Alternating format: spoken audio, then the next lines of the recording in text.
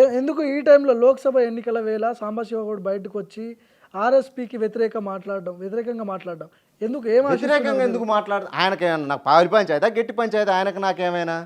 ఇవాళ ఆకునూరి మురళి గారు ఒక్కరోజు వచ్చి మద్దతు తెలిపిండు, దానికే ఆయన తట్టుకోలేక అంత పెద్ద ట్వీట్ చేసిండు. నేను 2.5 సంవత్సరాలు నా జీవితాన్ని త్యాగం చేసి ఆయన కోసం, ఆ పార్టీ కోసం నేను త్యాగం చేసిన, నేనెందుకు మాట్లాడకూడదు? నేనెందుకు కాముగా ఉండాలి? ఇప్పుడు నువ్వు ఇచ్చిన నినాదం మేరకు, నువ్వు ఇచ్చిన నినాదం, నీ ఎజెండాని నచ్చే కదా నీ ఎమ్మటి నేను తిరిగి ఆగం చేసుకుంది నా జీవితాన్ని. ఇప్పుడు అదే నువ్వు మొదటి నుంచి నేను బీఆర్ఎస్ తోటి కేసీఆర్ కలుపుతున్నాడు, నీ ఎమ్మటి నేను ఎందుకు నడుస్తా? నేను ఇంట్లోనే పండుకుందునో లేకుంటే ఇంకా ఏ పార్టీతో అనబోదునో? అది కదా నా బాధ. నా 2.5 సంవత్సరాల విలువైన జీవితాన్ని నాశనం చేసినాం అనేదే నా బాధ. ఎంత ఖర్చు పెట్టారు హుజూర్ నగర్ కాన్స్టిట్యున్సీలో మీరు? ఎంత ఖర్చు పెట్టాలంటే ఇప్పుడు అన్ని పార్టీలు చెప్తాయా? అంటే ఆల్మోస్ట్ అన్ని పార్టీలు మీకే అని మీరు అనుకున్నారు. అన్ని పార్టీలు ఏమైతే పనులు చేస్తాయో, వాల్ రైటింగ్లు రాయించడం, పార్టీ సమావేశాలు పెట్టడం, కార్యకర్తలతో సమావేశాలు పెట్టుకోవడం, పెద్ద పెద్ద నాయకులు ఎవరైనా ఉంటే పిలుచుకొని మాట్లాడుకోవటం, కుల సంఘాల నాయకులు వాళ్ళ ఇళ్ళలోకి పోయి మాట్లాడటం, అవన్నీ చేసిన. అందరు చేసే పనే చేసింది. డబ్బులు అయితే పెట్టుకున్నారు.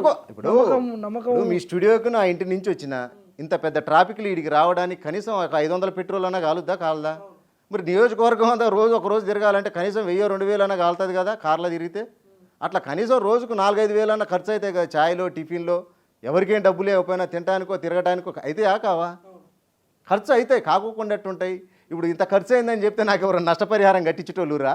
ఆ బాధ ఏమన్నా ఉందా అంటున్నా నేను. నాకు ఆర్థికంగా పోయినది నేను ఒకటే చెప్తున్నా మీ ఛానల్ ద్వారా, ఆర్థికంగా నష్టపోయినా బాధ లేదు, డబ్బు మళ్ళీ సంపాదించుకోవచ్చు. కానీ మానసికంగా దెబ్బ కొట్టిరు చూసినవా, అది తట్టుకోలేకపోతున్నాం. నిజానికి నేను ఈ బహుజన్ సమాజ్ పార్టీలోకి రావడం వల్ల 25 లక్షల రూపాయలు నష్టపోయినా. ఎట్లా? ఈ బహుజన్ సమాజ్ పార్టీలో ఒక నాయకుడు గ్రేటర్ హైదరాబాద్ ప్రెసిడెంట్, ఒక ఆయన జనరల్ సెక్రటరీ ఉండు.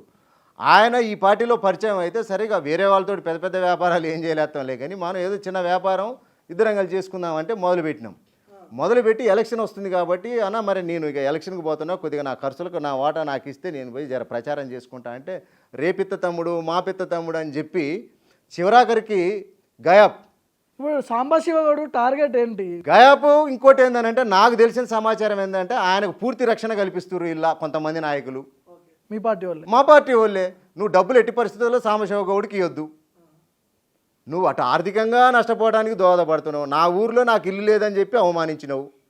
నా ఊర్లో నాకు ఇల్లు లేని కారణంగానే టికెట్ వేయలేదట. ఇల్లు లేకపోతే టికెట్ ఇవ్వవా? అంటే ఇల్లు లేకపోతే కాంశీరామ్ గారు అంగిలాగు లేని వాళ్ళకే టికెట్ ఇచ్చిండు. ఇప్పుడు నాగర్ కర్నూలు నుంచి ప్రవీణ్ కుమార్ బరిలో ఉండబోతున్నాడు అనే వార్తలు వస్తున్నాయి. మళ్ళీ పోటీ చేస్తారు ఆయన మీద? మీరే నాగర్ కర్నూలులో నేనెట్లా చేయగలుగుతా? రిజర్వ్డ్ స్థానం అది, నేనెట్లా పోటీ చేయగలుగుతా?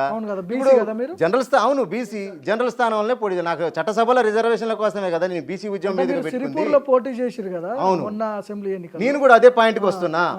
ఇప్పుడు మీరు మొన్న ఏం చేసిర్రు, నేను ఒక అడిషనల్ డీజీపీ స్థాయిలో అప్గ్రేడ్ అయినా కాబట్టి నేను రిజర్వేషన్లు నా పిల్లలకు వదులుకుంటున్నా అని చెప్పారు. అదేవిధంగా నేను ఒక రిజర్వ్డ్ స్థానంలో పోటీ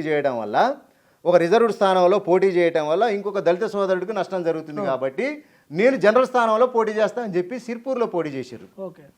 అవునా కాదా?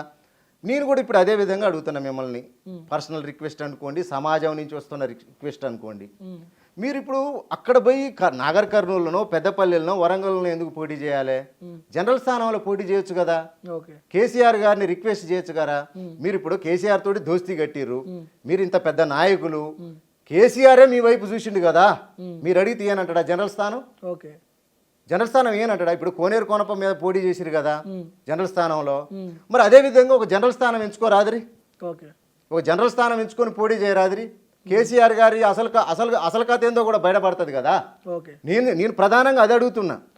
బహుజనుల తరపున నా పర్సనల్ రిక్వెస్ట్ అనుకోండి, బహుజనుల అందరి రిక్వెస్ట్ అనుకోండి, ఇది మీరు వచ్చి జనరల్ స్థానంలో పోటీ చేయండి. బీఆర్ఎస్ నుంచి ఆయన పోటీ చేస్తే నేను కూడా పోటీ చేస్తాను. మీరు అన్నారు కదా మీరు పోటీ చేస్తారా అని, బరాబర్ ఆయన బీఆర్ఎస్ నుంచి పోటీ చేస్తే నేను పోటీ చేస్తా. బీఆర్ఎస్ కాకుండా ఓన్లీ బీఎస్పీ తోటి పోటీ చేయమనండి. నేను పార్టీలో లేకున్నా కూడా నేను చెప్తున్నా కదా, నేను ఆయన వెంబడి పనిచేస్తాను ఈసారి ఎలక్షన్లో, లోక్సభ ఎలక్షన్లో. నేను హామీ ఇస్తున్నా. నాకు ఆయనకి ఏం పంచాయతీ అండి, ఏం పంచాయతీ లేదు. నాకు ఆర్ఎస్పీ అంటే రెస్పెక్టే ఉంది ఇప్పటికి కూడా, కానీ ఆ రెస్పెక్ట్ పోతుంది, అది నా బాధ. నేను ఒక నమ్ముకున్న హీరో జీరో అవుతుండని బాధ.